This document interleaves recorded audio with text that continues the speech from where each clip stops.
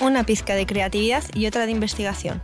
En Caldo de Cultivo te contamos proyectos destacados y todo lo que está pasando en el Centro Cultural de España en Santiago, a través de diálogos con nuestros programadores y contrapartes culturales.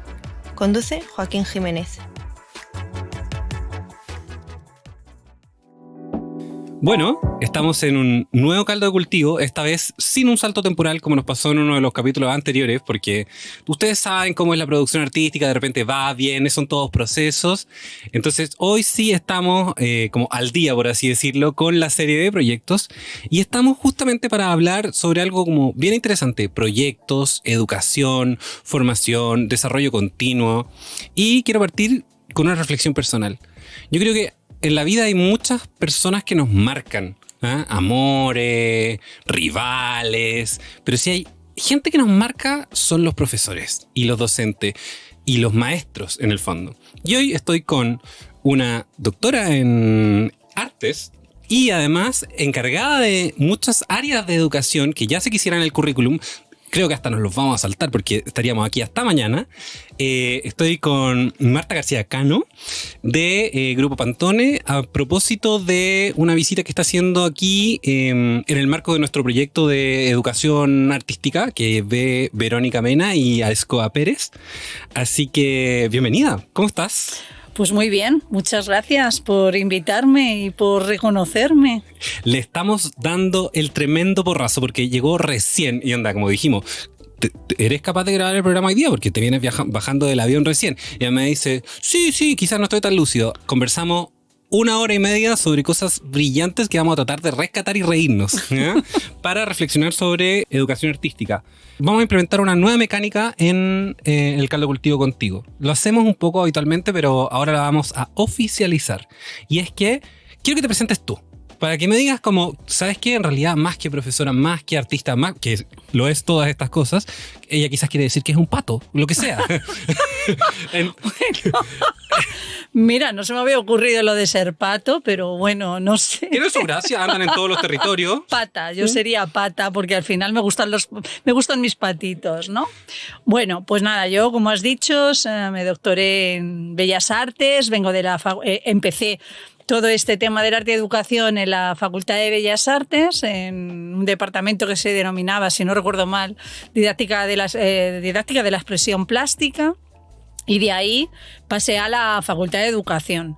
Y bueno, como estábamos hablando antes, ¿no? La Facultad de Educación para mí fue un gran bofetón de realidad. Yo venía de hablar del arte, la educación, de teorías, a veces yo creo que hasta de sin querer, y con toda la mejor de las voluntades, dar lecciones, ¿no?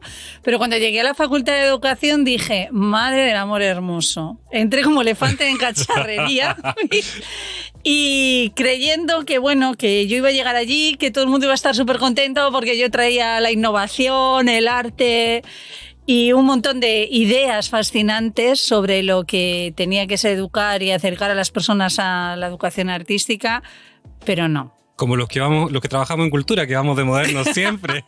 Exactamente, pero salí viva de aquel primer año. Los alumnos al final también, es verdad que aquellos alumnos primeros que casi me dejan tirada, luego remontaron y me ayudaron, pero bueno, sí, fue duro. Y fue duro porque desde fuera, desde el mundo de las artes, se ha empezado a hablar de educación, este contexto, ¿no? Esta dinámica de la relación arte-educación es realmente nueva, ¿no? Y nuevo le vamos a hablar que llevamos 15 años hablando más en profundidad del arte y de la educación. Yo también vengo de una experiencia muy grande en educación en museos. Bueno, pues la educación en museos, ¿cuánto tiempo lleva la educación en museos planteándose cosas realmente que se incorporen, ¿no? Que se incorporen a la contemporaneidad? Pues posiblemente no más de 20 años, ¿no? Los departamentos educativos de los museos es en los últimos 10 años cuando han empezado ya a dar a oficializarse, a visibilizarse también, a recibir presupuesto que, hey, es necesario. También, ¿no? Pero sobre todo que ha habido como mucho planteamiento, ¿no? Mucho replanteamiento y de hecho el ICO ha replanteado lo que es ahora mismo el museo, ¿no? Y cómo el museo se tiene que acercar a su territorio. Pero bueno, en cualquier caso yo me vi en la Facultad de Educación con un montón de alumnos que no habían ido a un museo, hombre, no digo en su vida, pero un par de veces, ¿no? Y se habían ido con el colegio, les resultaba un rollo, se habían ido al Prado, les resultaba otro rollo, no había vínculo, ¿no? Y empezando por ahí,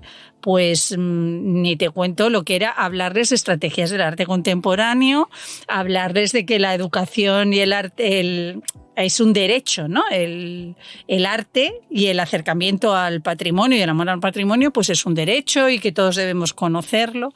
Entonces, bueno, esa fue mi gran aventura. Y lo del currículum, pues, ¿qué importa? Eso. Bueno, yo voy a cumplir con la parte institucional sobre eso del currículum porque no nos importa más, nos importa mucho más el entusiasmo con el que nos cuentas que abordan los proyectos, pero les cuento que Marta está acá con nosotros en Radio Inventada, como les decía antes, en el marco de una colaboración del proyecto Acerca, porque está en Chile para hacer unos laboratorios que van a ser, me imagino que prácticos a más no poder, y también encuentros con distintos agentes de la educación que no son solamente profesores, también son estudiantes, también son artistas, son gestores culturales, y creo que en realidad esa es la principal razón de por qué cabe tan bien nuestra invitada del día de hoy en el programa, porque hilvanar, generar este tejido es efectivamente un proceso creativo. Tratemos de tener un acervo común pequeñito, como ¿qué entendemos por educación artística contemporáneamente? Digamos mentiras, porque en el fondo vamos a dejar cosas fuera. Bueno, vamos a ver. Yo no me quiero meter tanto en qué sería educación artística, sino en este problema que yo me encuentro cuando llego a la Facultad de Educación. Es como, vamos a ver, nosotros estamos hablando desde el mundo del arte y la cultura de una manera y yo lo que me encuentro es que esta gente son...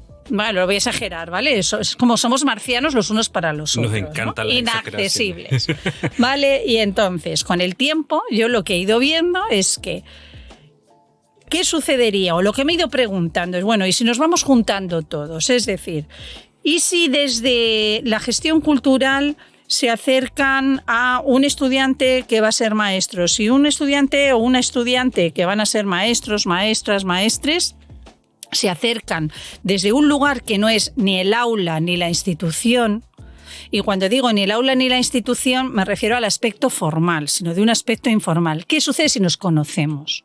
Porque hay un problema y es que no nos conocemos. Si yo estaba hablando de educación artística con mis colegas o de arte y educación, que sería distinto, ¿no? Hay como el término educación artística es lo que recibe la gente de Bellas Artes, podríamos decir, ¿no? Claro, la información académica y docta sobre ciertos tipos de contenido, con un currículum. Aprender a dibujar es educación artística. Exacto. Esto de arte y educación ya no está tan claro, porque es un binomio, ¿no? Y es una de las cosas, además, que, bueno, que me estoy replanteando y que con el grupo de Educación Pantono estamos replanteando, ¿no? O cómo lo definimos, al menos desde nuestro lugar. Y es algo que opera desde la osmosis también, en el fondo de cómo se relacionan ambos campos. Claro, y si la cuestión es conocernos, saber en qué estamos, saber qué tenemos en común, acercar los lenguajes, porque claro, cuando yo estoy diciendo arte, yo lo estoy diciendo desde un lugar.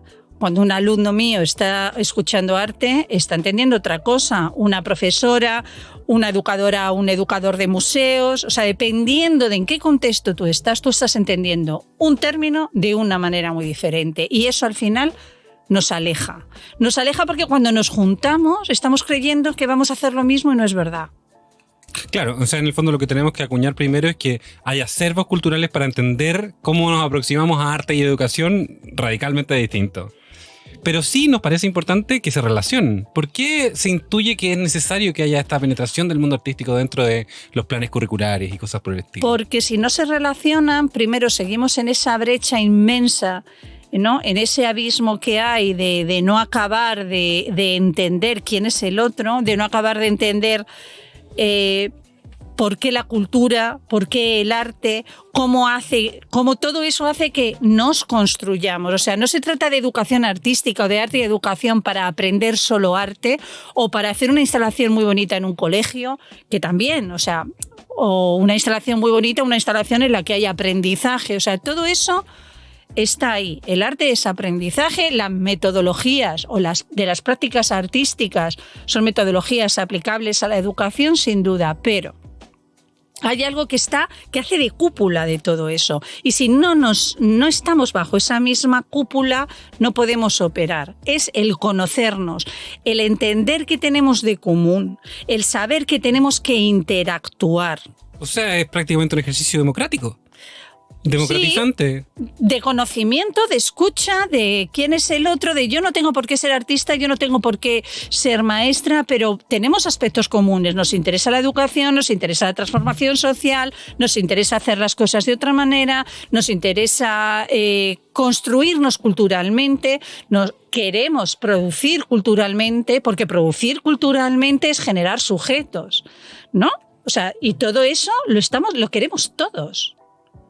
¿Desde dónde? ¿Cómo lo hacemos? ¿Cuántas veces me he encontrado con maestros? No, es que yo no sé de arte. Bueno, me pregunto, o nos preguntamos muchas veces, yo que conozco mucha gente del entorno, ¿hasta dónde conocemos a los maestros? A aquellos maestros y maestras que no son especialmente cercanos al arte. Es que claro, en una sociedad tan competitiva es difícil decidir, voy a pisar sobre terreno blando. Como tengo que conocer algo que no sé, tengo que acercarme a un otro. ¿Pero qué es lo que no sé? Si es que yo de esto lo que me pregunto que es, o sea, si no se trata de que tú, entre comillas, sepas de arte. No tendrías por qué saber. O que tú sepas, o sea, yo, hasta dónde sé yo lo que es un maestro, o una maestra, yo que doy clases en la facultad, ¿no? Somos personas, nos formamos, generamos un paradigma, una idea de aquello sobre lo que queremos trabajar con los otros y a partir de ahí construimos. ¿No será mucho más enriquecedor que cuando yo salga a trabajar sepa que una educadora en museos tiene los mismos fines o las mismas intenciones o los mismos deseos que tengo yo, pero dichos de otra manera? ¿No será maravilloso encontrarme con un gestor o una gestora cultural que trabaje con otros públicos o que trabaje con los públicos de una manera que no les sean ajenos? Porque hasta donde yo sé, en gestión cultural no sé de ningún máster de los 3 o 4 que conozco que trabajen, por ejemplo, específicamente al profesorado como público. Claro. Y cuando se trabaja el profesorado como público se hace desde la mirada del colegio, pero no desde quiénes somos, qué intereses tenemos, qué es esto de tenemos que hacer arte, tenemos que hacer educación, lo que hay entre medias, ¿qué es? Y sobre eso hay que tratar de moverse y innovar, como que me imagino que es una palabra que debe sonar harto también en tu campo, ¿no? Ya me has dicho que esto es algo que está apareciendo más fuertemente en los últimos años. ¿Cómo has visto que existe una transformación entre los vínculos y arte de educación en el último periodo? Más allá de que se implementen más departamentos en los museos o se implementen... ¿Crees que hay un avance, por ejemplo? ¿O? Sí, hombre, yo creo que hay... O sea, tenemos esperanzas. Los museos, las grandes instituciones culturales cada vez tienen departamentos de educación más potentes. Se habla sobre la figura arte educadora o arte educador, cosa que, bueno, pues a lo mejor hace 15 años no se hablaba tanto eso. Pero claro, yo también hablo desde mi micromundo. Todo esto que yo te estoy contando a mí me parece muy frecuente, pero cuando yo ya me meto en un aula no lo es. Claro. Cuando nos hemos juntado todos, cuando en Laboratorio Pantono nos hemos juntado 25 personas procedentes de lugares muy diferentes, tanto por venir eso, o de la gestión cultural, o ser profesora, profesor, o ser educadora, artista. Y además, no solo a nivel profesional, sino la escala entre ser profesional, pero también poder ser estudiante, todo el mundo ha podido tener una voz. Hay mayor transversalidad, hay más posibilidades de opinión. Claro, pero no todo el mundo tenía esto de arte-educación. A una mitad de todas esas personas pues se lo encontraban casi por primera vez o se lo habían encontrado en la facultad. Para mucha de la gente de educación, del contexto de educación, puramente de la educación. Otra cosa es el contexto de el arte-educación.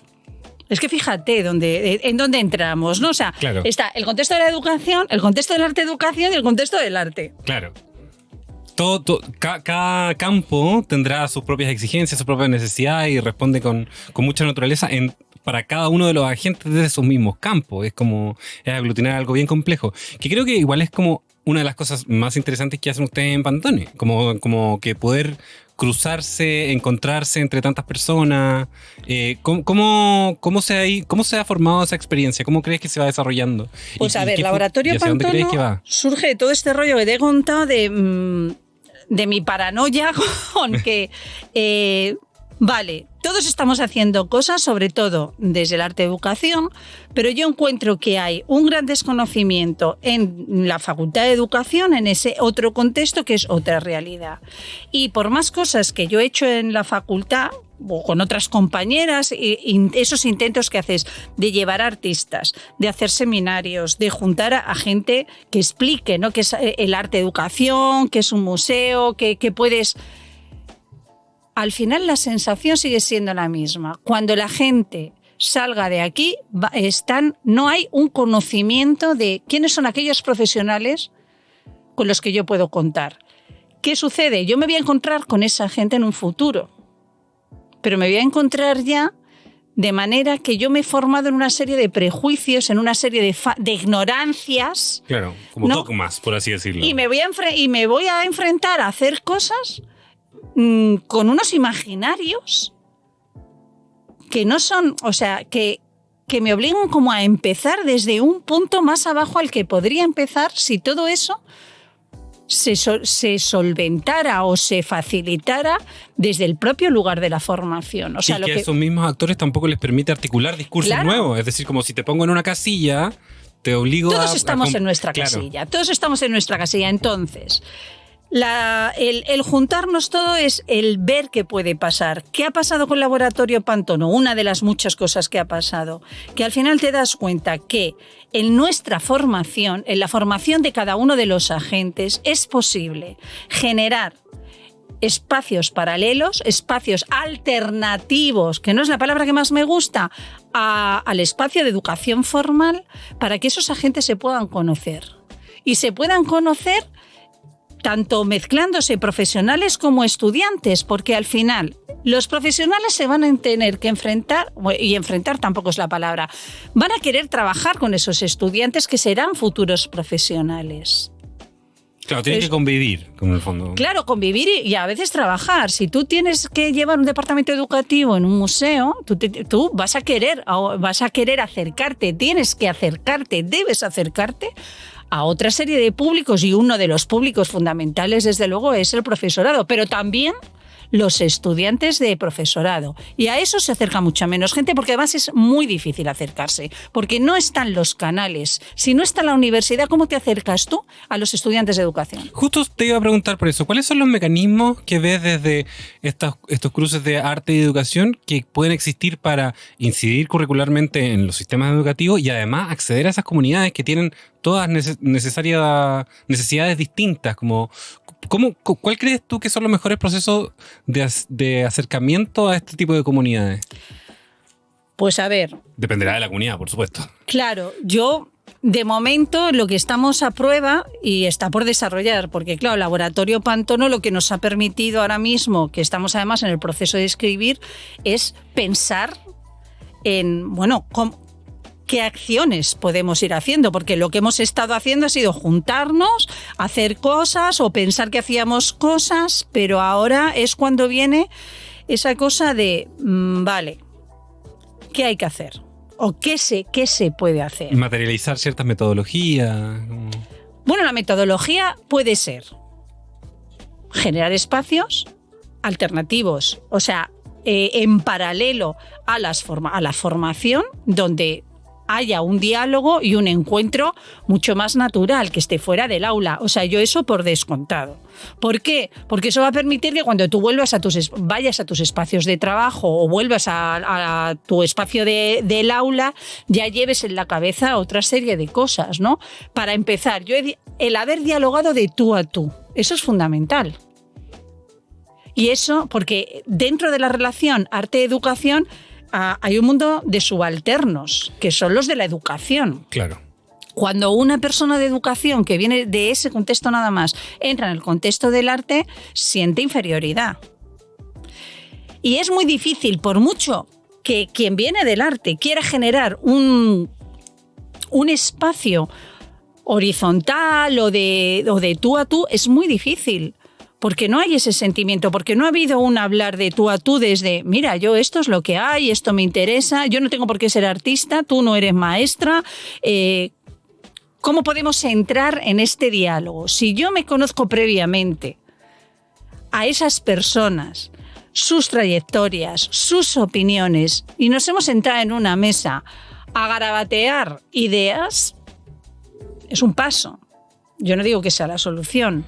Es un paso. Pero en el fondo hay que salvaguardar la mera relación disciplinar, por así decirlo. Es como, tienen que ser mucho más que solamente los roles asignados que tienen dentro de sus disciplinas.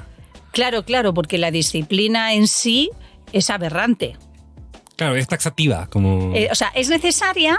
Yo ahí me gusta hacer el juego, ¿no? O sea, es como, necesitamos un marco para romper el marco. Venga, claro. Ya tengo la disciplina. La disciplina me permite tener una serie de reglas. Bueno, pero es que ahora esas reglas son mi parámetro para poder ir a la realidad. Claro. Hemos hablado un poco sobre docentes, sobre artistas dentro del espacio, pero ¿cómo ves que impacta este binomio tratando de encontrarse en el caso de los estudiantes? ¿Crees que genera otros tipos de aprendizaje que tengan características más significativas? ¿Por dónde crees que va? ¿Cómo crees que se transforma para ellos esta relación?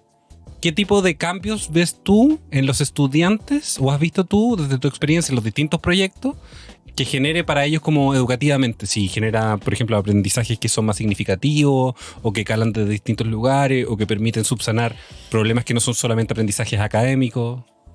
A ver, yo creo que tiene que ver con algo que es cambiar tu mirada. Entonces es algo muy pequeño y muy grande.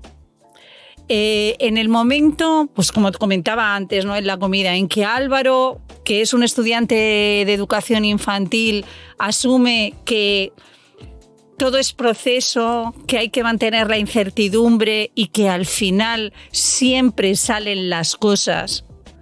Y ese siempre salen, no es que salgan de cualquier manera, es que hemos estado elaborando y lo que nos encontramos no lo teníamos previsto. Que lo que nos encontremos sea la pera o no la pera, bueno, eso depende de los elementos que lo juzgan, ¿no?, desde fuera, pero creo que eso es lo más significativo, al menos para mí, el asumir, porque si estamos hablando de construir, construir significa descubrir.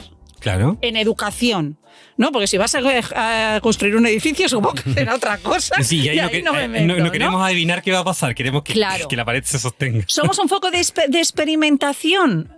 Sí, pero la escucha, si estamos hablando de la escucha, si estamos hablando de construir sujetos, si estamos hablando de generar sujetos, personas críticas, todo eso no se puede construir con un objetivo definido. Claro, porque en el fondo tienes que apuntar a que se formen individuos, no qué tipo de individuos. Como...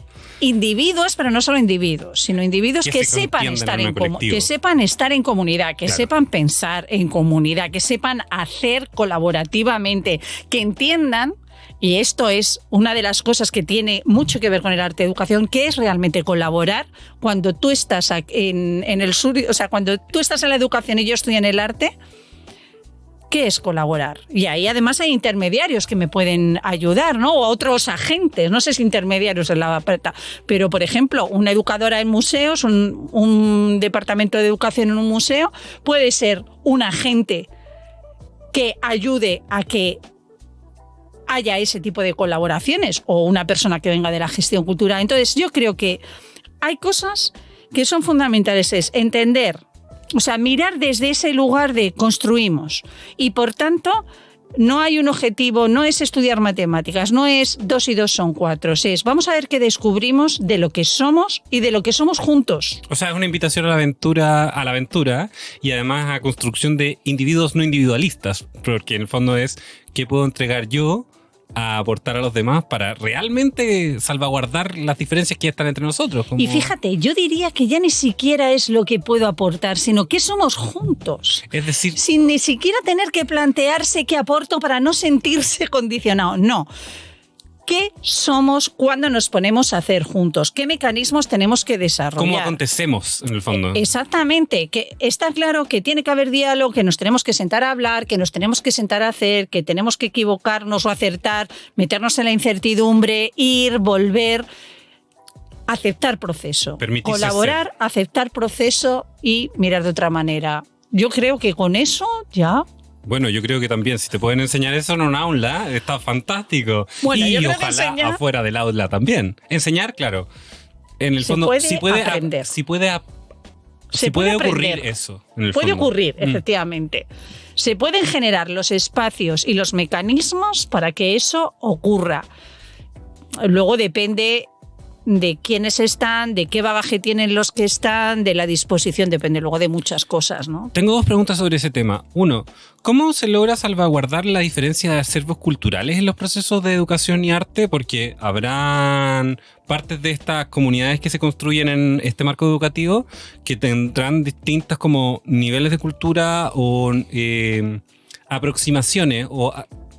Quiero puntualizar, acervos culturales, como que tuvieran sus reservas. Entonces, ¿cómo existen procesos donde puedan encontrarse los que no se sientan desventajados o los que se sientan muy arriba, que también se alejarán de las dinámicas? ¿Y cuáles son las metodologías alternativas que existen en estos procesos de docencia? ¡Guau, guapo! Está. Me largué. A ver, es que lo de la diferencia... A ver... Cada uno es cada uno en su territorio. Yeah. Esto para empezar, ¿no? ¿Qué sucede? Muchas veces. Yo he vivido cerca de los dos mundos, o vivo cerca de los dos mundos. Quizá ahora estoy más cerca de estar en esa situación de la formación de profesorado, ¿no? Creo que lo que pasa es que lo que uno tiene que saber es que tiene voz. Luego, lo que uno quiere aprender estando con el otro, porque obviamente, si te interesa, o sea, si estamos hablando de que el arte, ¿no? De que acercarse al arte, de acercarse a la cultura es necesario porque nos construye, es vital y además es una aportación. Las prácticas participativas del arte, eso no hace falta que esté yo aquí, o sea, eso hay un montón de literatura. Entonces, las diferencias están, porque además...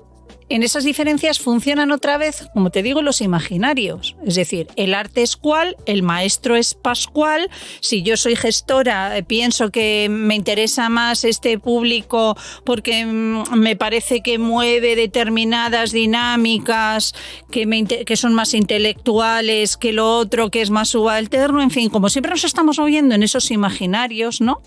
Cuando ya entramos en que esto se trata de construir, esto se trata de educación y se trata de ciudadanía. Y se trata de ciudadanos, ciudadanas, ciudadanes.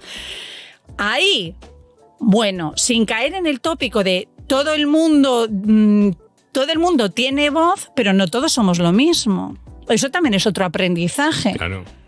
Y todo el mundo tiene un momento determinado en el que puede tirar más de la cuerda dependiendo de en qué situación se esté.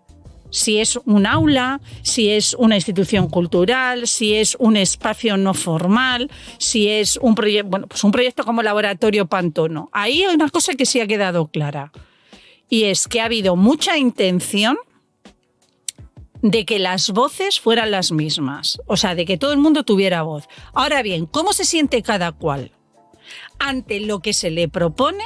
Es un bagaje que ya se trae. Con lo cual, espacios de horizontalidad, espacios de oportunidad, sí, pero es que eso nunca va a suceder de manera ingenua. No creo que haya grandes metodologías. Perfecto. O sea, también el truco es abrazar esas diferencias, en el fondo, para dejarlas participar, como parte de aquello que ocurre cuando estamos juntos en estos procesos. Y a veces hay que irse. Y hay gente que se va, ¿eh? O sea, a veces hay que irse porque no terminas de encontrar ese lugar. Por eso es interesante que se generen muchos espacios, ¿no? Porque al final no todos somos iguales, tenemos que encontrar, aunque seamos agentes distintos, tenemos que encontrar las sinergias, la energía personal, la actitud, o sea, son muchas cosas. Entonces, pues la calidad, aquí vendrá con la calidad. Cuanto más nos acostumbremos a poder estar juntos, cuantas más oportunidades tengamos de estar juntos los diferentes agentes, más posibilidades tendremos de aprender a convivir, a seguir. Sobre todo, claro, para mí la obsesión tiene que ver, vamos a ver, lo futuro, la escuela es el lugar que genera ciudadanos, es el de la oportunidad. O sea, yo miro a la escuela como ese lugar donde, si mis padres no me pueden educar, la escuela me da la oportunidad. Y además, si mis padres solo me van a educar en una dirección, la escuela me puede mostrar otra dirección. Cuidado, que no es solo una cuestión de lo que mis padres no pueden, sino de lo que mi propio entorno me limita.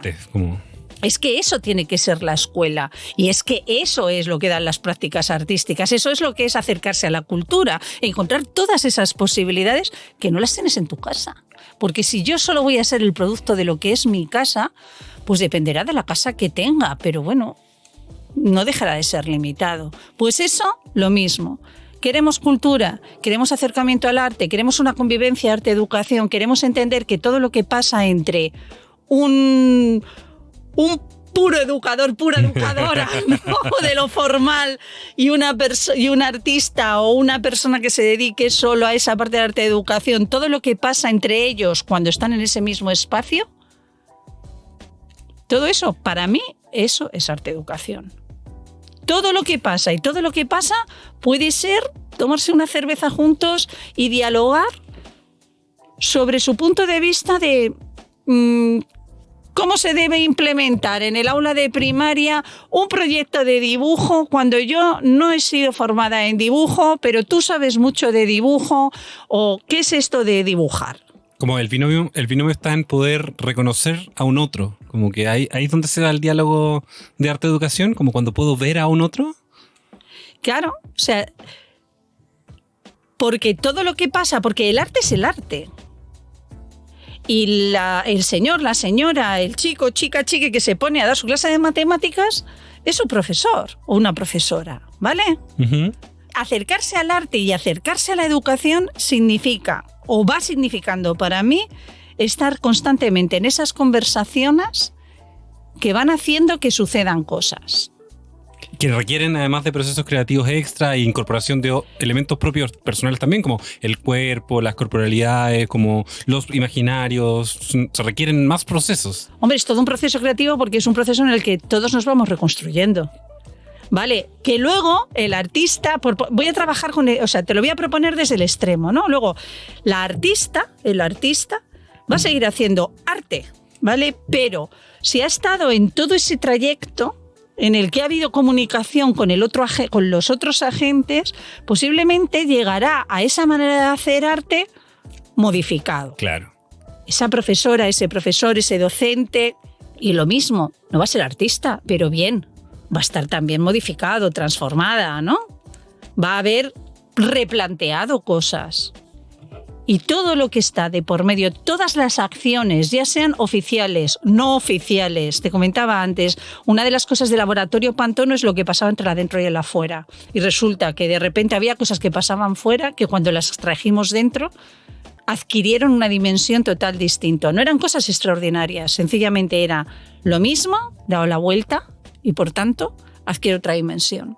Claro. Además de todo lo que hemos conversado, Marta, ¿sientes que existe una dimensión material y como concreta sobre el arte educación? Como que yo lo veo así, como que para mí es, no sé, rayar una pared y destruir algo, ¿cachai? Como... Ay, si es que yo siempre no proceso con eso. Claro, después de la experiencia del laboratorio Pantone, es verdad que me estoy haciendo todas esas preguntas. ¿Qué está escribiendo un libro a todo esto? Como... Sí. Bueno, junto con más compañeras, porque además pensar juntas siempre también es pensar mejor, o pensar más o hacerse más preguntas. Materializar, es que yo creo que siempre que se genere ese espacio, si no hay espacio, me voy a aventurar a decir que no es posible, porque es solo si se da el espacio donde puedan producirse esos movimientos, esas conversaciones, esos encuentros, ese cambio de energía, se produce el arte-educación, ¿no? Tiene que haber un campo de juego. Sí, yo creo que sí. Es bonito porque en el fondo el arte-educación, en cierto sentido, se construye a través de la experiencia de los demás, pero también se autoconstruye en su propio quehacer. Entonces, sin ser como... me estoy poniendo abstracto de nuevo. Sin ser como ontológico y tratar de explicarse a sí mismo, ocurre en la comunidad. Entonces, como que quizás ese es uno de los gérmenes que podemos descubrir. Es una manera de entender la educación y el arte desde una perspectiva profundamente creativa, porque en el fondo con otro creo, y además también es como muy concreta porque permite verse a sí misma en el hacer, solamente ocurre en sí. Es como lo que pasa en las actuaciones, en las artes escénicas que hablan del acontecer. De hecho, mira, Ursula K. Le Guin dice que le deja la palabra creatividad a los académicos y las académicas, que la palabra creatividad está ya muy devaluada, ¿no? Ay, pero entonces... no me mates, que nuestro programa es sobre el proceso creativo. No, es diferente, cuidado. Una cosa son los procesos los procesos creativos en los que se construyen, ¿no? Y otra cosa es esto de cuando hablamos como de la creatividad, como que, bueno, ¿cuál es la expectativa de eso, no? O sea, cualquier encuentro que se produzca con una cierta intención, por supuesto, es un encuentro creativo, porque nos transforma. Exactamente. Entonces la verdadera creatividad es transformación, como con un otro. Total. Qué bonito, me encanta. Bueno, muchas gracias a todos por escucharnos hoy día. Tuvimos un lujo de invitada. Te agradezco mucho también que hayas dado esta entrevista y esta conversación. Lo pasamos súper bien. Así que los esperamos en el próximo Caldo de Cultivo y estén atentos también a la web del Centro Cultural de España, porque todo lo que se está haciendo respecto al programa de arte y educación, vamos a ir como contándoles cosas. Marta va a estar aquí dando una charla, va a trabajar también en regiones y le agradecemos nuevamente al programa Cerca de AECID su presencia aquí en Chile y toda tu disposición de visitarnos en Radio Inventada. Te pasaste, muchas gracias. Gracias a vosotros.